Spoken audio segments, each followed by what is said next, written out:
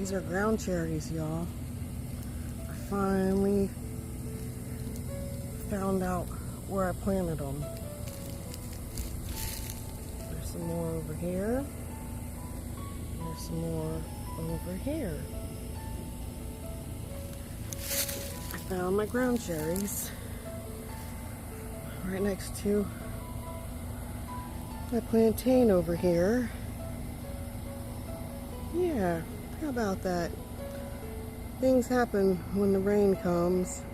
Can't really see it this far away. I got all kinds of stuff going on in here. I need to get out here and weed, but I'm still under doctor's orders not to be doing all that kind of stuff yet. So I'm going to keep an eye on those little ground cherries. That was my blessing for the day. Absolutely. Thank you, Lord. We have ground cherries.